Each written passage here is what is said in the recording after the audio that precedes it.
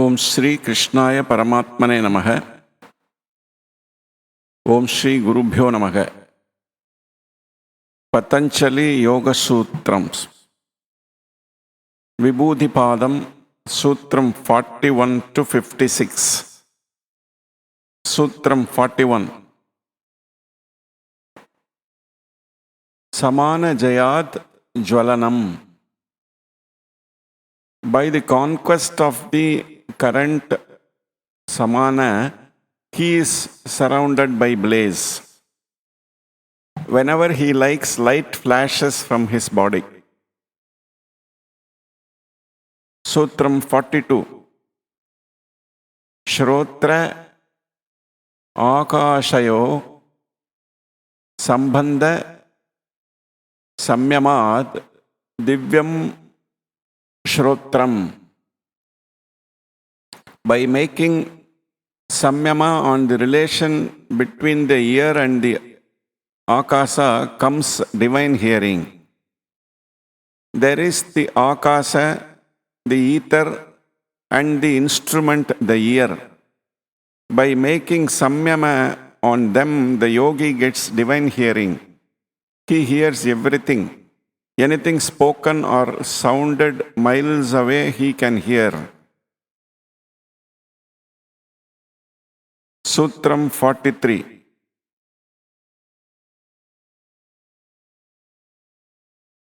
Kayakasayo Sambandha Samyamat Lagutula Samabhattecha Akasa Gamanam. By making samyama on the relation between the akasa and the body, the yogi, becoming light as cotton wool, goes through the skies. This akasa is the material of his body. It is only akasa in a certain form that has become the body. If the yogi makes samyama on this akasa material of his body, it acquires the lightness of akasa and can go anywhere through the air. Sutram 44. Bahiha kalpita vriddhi maha videha tatah prakasha avarana chaya. By making samyama on the real modifications of the mind, which are outside, called great disembodiedness, comes disappearance of the covering to light. The mind in its foolishness thinks that it is working in this body. Why should I be bound by one system of nerves and put the ego only in one body? If the mind is omnipresent, there is no reason why I should. The yogi wants to feel the ego wherever he likes. When he has succeeded in that, all covering to light goes away and all darkness and ignorance vanish. Everything appears to him to be full of knowledge. Sutram 45. Stula Svarupa Sukshma Anavayartha Vatva Samyamat Bhuta Jayaha.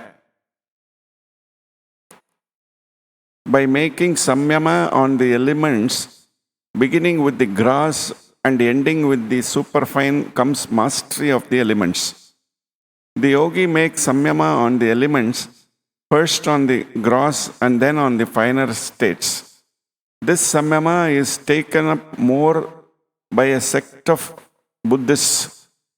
They take a lump of clay and make samyama on that, and gradually they begin to see the fine materials of which it is composed, and when they have known all the fine materials in it, they get power over that element. So with all the elements, the yogi can conquer them all. Sutram 46. Tathanimadi pradur bhavaha kaya sampattad dharma anabhigadaksha. From that comes minuteness and the rest of the powers, glorification of the body and indestructibleness of the bodily qualities. This means that the yogi has attained the 8 powers. He can make himself as light as particle. He can make himself huge as heavy as the earth or as light as the air. He will rule everything he wants. He will conquer everything he wants. A lion will sit at his feet like a lamb, and all his desires be fulfilled at will. Sutra 47. Rupa Lavanya Bala Vajra Samhananatvani Kaya Sampat. The glorifications of the body are beauty, complexion, strength, adamantine hardness. The body becomes indestructible. Fire cannot injure it. Nothing can injure it. Nothing can destroy it until the yogi wishes. Breaking the rod of time, he lives in this universe with his body. In the Vedas, it is written that for that man there is no more disease, death, or pain. Sutra 48. Grahana Swarupa Asmita Anvaya Artha Vatva Samyamat Indriya Jayaha. By making samyama on the objectivity, knowledge and egoism of the organs, by gradation comes the conquest of the organs. In perception of external objects, the organs leave their place in the mind and go towards the object. That is followed by knowledge and egoism. When the yogi makes samyama on these by gradation, he conquers the organs. Take up anything that you see or feel, a book for instance, and first concentrate the mind on the thing itself, then on the knowledge that it is in the form of a book, and then the ego that sees the book. By that practice, all the organs will be conquered. Sutram 49. Tato mano javitvam vikarana bhavaha pradhana jayascha. From that comes glorified mind, power of the organs independently of the body and conquest of nature. Just as by the conquest of the elements comes glorified body, so from the conquest of the mind will come glorified mind. Sutra 50. Sattva purushan yatha kyati matrasya sarva bhava adishtartvam sarva jnanatvam cha. By making samyama on the sattva, to him who has discriminated between the intellect and the purusha comes omnipresence and omniscience. When we have conquered nature and realized the difference between the purusha and nature, that the purusha is indestructible, pure and perfect, when the yogi has realized this, then comes omnipotence and omniscience. Sutra 51. Tad vairagyat api dosha bijakshaye kaivalyam. By giving up even these comes the destruction of the very seed of evil. He attains kaivalya. He attains aloneness, independence. Then that man is free.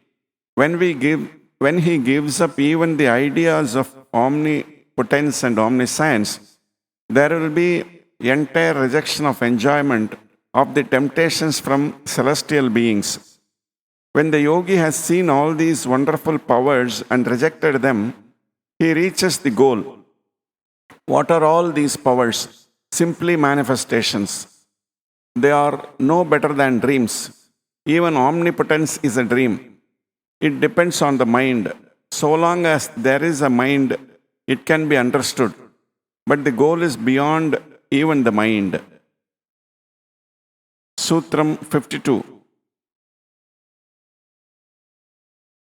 Sthani upanimantrane sanga samaya akaranam punaha anishta prasangat. The yogi should not feel allured or flattered by the overtures of these celestial beings for fear of evil again. There are other dangers too. Gods and other beings come to tempt the yogi. They do not want anyone to be perfectly free. They are jealous just as we are, and worse than we sometimes. They are very much afraid of losing their places. Those yogis who do not reach perfection die and become gods. Leaving the direct road, they go into one of the side streets and get these powers. Then again, they have to be born. But he who is strong enough to withstand these temptations and go straight to the goal becomes free. Sutram 53. Shanatat Kramayo Samyamad Vivekajam Jnanam. By making samyama on a particle of time and its multiples comes discrimination.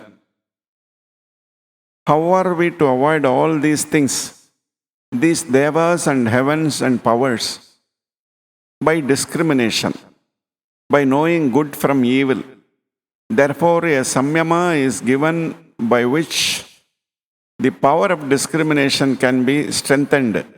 This is by making samyama on a particle of time. Sutram 54. Jati Lakshana Desair Anayata Anavaschedhat Tulyayo Tataha Pratipattihi. Those which cannot be differentiated by species, sign and place, even they will be discriminated by the above samyama. The misery that we suffer comes from ignorance, from non-discrimination between the real and the unreal. We all take the bad for the good and dream for the reality. Soul is the only reality and we have forgotten it. Body is an unreal dream and we think we are all bodies. This non-discrimination is the cause of misery and it is caused by ignorance. When discrimination comes, it brings strength, and then alone can we avoid all these various ideas of body, heavens and gods and devas. This ignorance arises through differentiating by species, sign or place. For instance, take a cow. The cow is differentiated from the dog as species. Even with the cows alone, how do we make the distinction between one cow and the other? By signs. If two objects are exactly similar, they can be distinguished if they are in different places. When objects are so mixed up that even these differentialities will not help us, the power of discrimination acquired by the above-mentioned practice will give us the ability to distinguish them. The highest philosophy of the yogi is based upon the fact that the Purusha is pure and perfect and is the only simple that exists in the universe. The body and the mind are compounds, and yet we are even identifying ourselves with them. That is the great mistake, that the distinction has been lost. When this power of discrimination has been attained, man sees that everything in this world, mental and physical, is a compound and as such cannot be the Purusha. Sutram 55. Tarakam sarva vishayam sarvartha vishayam akramam cheti vivekajam jnanam. The saving knowledge is that knowledge of discrimination which covers all objects, all means. Saving because the knowledge takes the yogi across the ocean of birth and death. The whole of Prakriti in all its states, subtle and gross, is within the grasp of this knowledge. There is no succession in perfection by this knowledge. It takes in all things simultaneously at a glance. Sutram 56. Sattva Purushayo Shuddhi Saumye Kaivalyam. By the similarity of purity between the Sattva and the Purusha comes Kaivalya. When the soul realizes that it depends on nothing in the universe, from gods to the lowest atom, that it is called Kaivalya, isolation and perfection. It is attained when this mixture of purity and impurity called mind has been made as pure as the Purusha itself. Then the Sattva, the mind, reflects only the unqualified essence of purity, which is the Purusha. This completes Sutras 41 to 56 of Vibhoothi Pada. In these sutras, Pathanjali continues to talk about various powers that are acquired by a yogi in the process of doing samyama. This also completes the Vibhoothi Pada. We will start with the last pada, namely Kaivalya Pada, from next episodes.